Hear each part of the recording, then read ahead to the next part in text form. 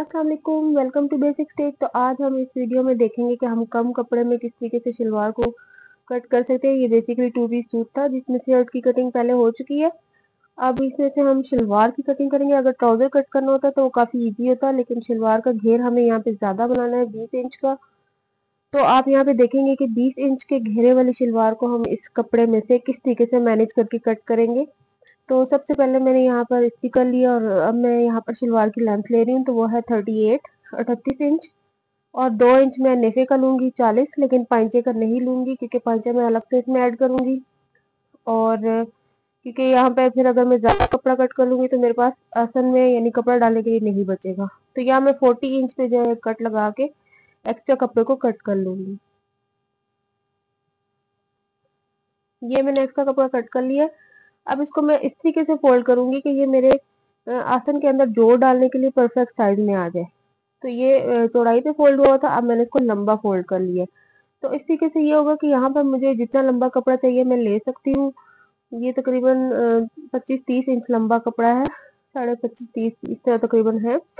तो यहाँ पर मैं अब सबसे पहले जो है आसन का नाप लगाऊंगी। 15 इंच आसन है और 2 इंच मैं नेफे का इसमें ऐड करूंगी।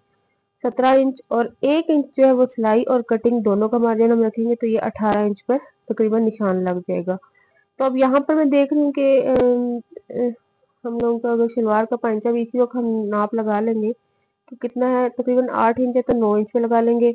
अब यहाँ पे आप देखें तो मैं इसको निशानों को दोनों को मिला रही हूँ ताकि शलवार की एक शेप डिजाइन हो जाए। तो ये इस तरीके से कट कर लूंगी और फिर देखें यहाँ पे शलवार की एक परफेक्ट शेप आ गई है हमारे पास। तो बाकी अब हम जो है इसकी जो है पट्टियां तैयार कर लेते हैं। पट्टियां यहाँ पर ये मेरे पास फैब्रिक जो बचा था उसी को मैंने जोड़ जोड़ के ये एक पट्टी तैयार की है, क्योंकि बहुत कम कपड़ा है इसमें, तो इस वजह से ये हमें काफी पट्टियां जोड़ के करना पड़ रहा है। और ये पाइंचे मैं अलग से इसमें अटैच करूंगी, वरना मैं शलवार के अंदर से ही जो है वो अटैचमेंट निकाल लेती हूँ पाइंचों की भी। तो अब यहाँ पर पाइंचे हम देख लेते हैं। 8 इंच है तो हम 9 इंच तक लंबा बुकरम ले लेंगे या 9.5 तक। और चौड़ाई यहाँ पर 1 इंच लेनी है, तो 1 इंच से ही मैं मार्क करती जाऊंगी। तो इसमें मैं आपको पाइंचा बनाने के बारे में एक टिप ये भी दे दूं कि अगर आप पाइंचा करते हैं तो आपका बुकरम अगर टेढ़ा वगैरह कट जाता है तो आपने क्या करना है कि इधर जो है ना, जितना भी चौड़ा आपने पाइंचा लेना है उसकी मार्किंग कर लेनी। जैसे मैं एक इंच के बना रही हूँ ना चौड़े, तो चौड़ाई पे आपने पूरा निशान लगा लेना है और फिर इस तरह स्केल की मदद से जो है उसको सीधा कर लेना है, बिल्कुल मतलब पूरी लाइन लगा लेनी है। तो फिर जब आप उसको कट करेंगे ना तो आपका पाइंचा बिल्कुल भी टेढ़ा नहीं कटेगा, बिल्कुल सीधा उसी जो आपने मार्किंग की होगी ना उसी पे आपने कटिंग करनी है। अब जो मैंने पट्टियाँ काटी हैं इसके लिए, तो वो मैं इसके ऊपर ये वाली बुक हम पेस्ट कर लेती हूँ ताकि जब हम इसको शलवार के साथ जोड़ें तो हमारी ये पहले से पेस्टिंग हुई हो। तो यहाँ पर मैं दोनों पाइंचों को अटैच कर लेती हूँ।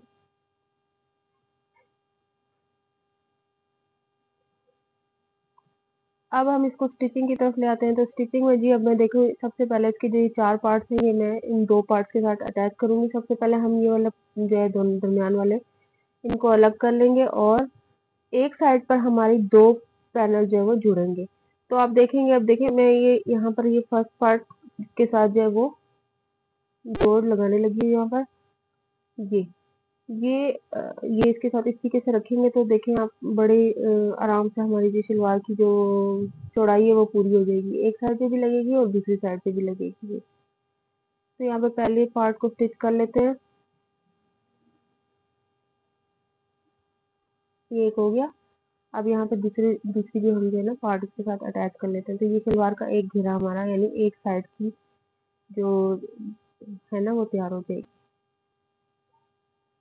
यहाँ पे दूसरा पार्ट भी अटैच कर लेते हैं। उसी तरीके से हम बैक साइड की जो है वो सारी पार्ट को अटैच कर लेंगे।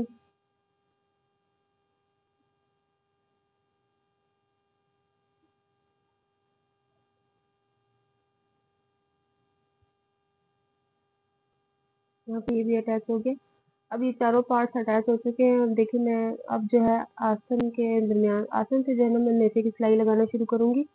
और आप यहाँ पे देखें कि मैं बिल्कुल मैंने आसन के दरमियान से सिलाई लगानी शुरू की है। मैंने ऊपर से सिलाई नहीं लगानी शुरू की क्योंकि ऊपर जाके हमें जो है वो नेफे का वो बनाना होता है ना, होल जो सा होता है, तो उसके लिए हमें चाहिए कि हम नीचे से सिलाई शुरू किया करें, ऊपर से नहीं। तो यहाँ पर अब जो है मैंने 1.5 इंच का निशान लिया है क्योंकि मेरे पास कपड़ा कम है, तो मैं 1.5 इंच का नेफा फोल्ड करूंगी, ज्यादा नहीं करूंगी। अगर हमारे पास कपड़ा थोड़ा ज़्यादा होता, लेंथ में कमी ना आ रही होती तो हम 2 इंच का भी ले सकते थे, लेकिन जब आपके पास कपड़ा कम हो तो आप नेफे को जो है ना थोड़ा-सा कम भी ले सकते हैं। क्योंकि इसमें से गारबन या इलास्टिक जो है ना वो इतनी कोई प्रॉब्लम नहीं होता अगर 1.5 इंच तक भी तैयार हो जाए। तो हमें कपड़े को देख के काम करना है। अगर कोई मसला आ रहा है तो हम थोड़ा-सा कम भी रख सकते हैं। तो यहाँ पर ये 1.5 इंच की मैंने ये हुक तैयार कर ली है जिधर से गारबन में एंटर होना है। तो अब आप देखेंगे यहाँ पर मैं इसको बिल्कुल कम-कम सा फ़ोल्ड करूँगी, इतना ज़्यादा नहीं। वैसे हम हाफ इंच का मार्जिन अंदर करते हैं, लेकिन इसमें क्योंकि हमारे पास कपड़ा कम है तो हम थोड़ा-थोड़ा कपड़ा लेकर इस पूरे नेफे को जो है वो फ़ोल्ड कर लेंगे।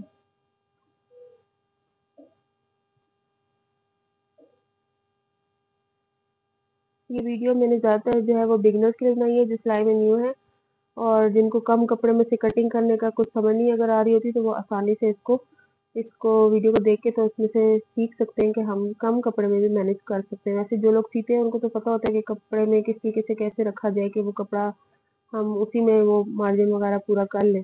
अब यहाँ पे पाइंचे स्टिच करने लगी हूँ। पट्टियाँ मैंने पहले से तैयार करके रखी हैं, तो पाइंचे की जो सीधी साइड है यानी सलवार की सीधी साइड पर बुकरम को इस तरीके से रखते जाएंगे और हाफ इंच का जो सिलाई का मार्जिन है वो अंदर दबाव में लेते जाएंगे और बुकरम अटैच कर लेंगे। फिर इसको उल्टी तरफ फोल्ड करेंगे तो हमारा पांचा रेडी हो जाएगा।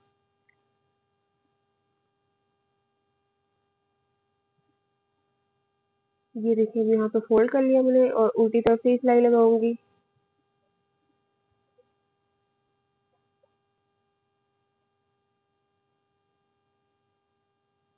ऊपर और नीचे दोनों फैब्रिक को अच्छी तरीके से मतलब पकड़ना होता है। आपने दोनों को थोड़ा सा अच्छे से टाइट करके पकड़ना होता है ताकि जो पाइंचे में झोल ना आए बिल्कुल भी। अगर पाइंचे में झोल आएगा तो वो बहुत बुरा लगेगा। अब ये एक सिलाई हो गई है तो दूसरी सिलाई भी लगा देते हैं। ये दो सिलाइयों वाला पाइंचा है, ज्यादा सिलाइयों वाला नहीं है, तो ये बहुत इजीली बन गया। और कम-कम एरिया पे सिलाई करें। अगर कम एरिया पे सिलाई करेंगे तो फिर सिलाई सीधी लगेगी। अगर हम बहुत ज़्यादा एक ही वक़्त में एक ही जगह को मतलब ज़्यादा जगह को कवर करेंगे तो वो सिलाई टेढ़ी-मेढ़ी हो सकती है। अब पाइंचा यहाँ पे 8 इंच है तो मैं 8 इंच के तो मेज़रमेंट कर लेती हूँ।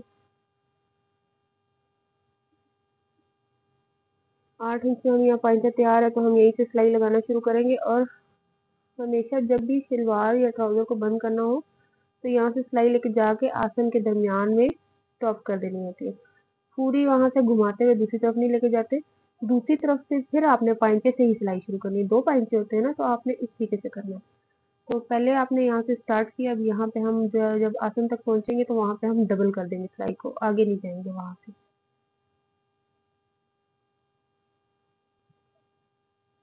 यहाँ पर आसन के पास आ गई है सिलाई, यानी म्यानी की जो सिलाई होती है वो आपने यहाँ तक लाके स्टॉप कर देनी है। देखिए अब मैंने दूसरे पाइंचे की सिलाई कर रही हूँ और वहीं से इसको मैंने स्टार्ट किया यानी पाइंचे से। वहीं से हमने दोबारा नहीं लेके जो नीचे लेकर गए हैं, हम यहाँ से दोबारा दूसरा पंची जब स्टिच करेंगे तो वहीं से सिलाई लेकर आएंगे और ऊपर तक लेके जाएंगे आसन तक।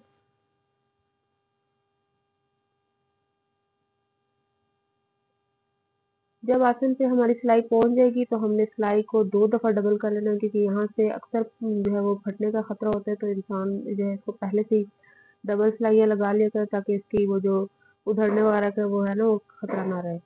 अब ये देखिए यहाँ पे मैं सिलाई डबल कर रही हूँ, 2 दफा लगाऊंगी ताकि ये मजबूत हो जाए।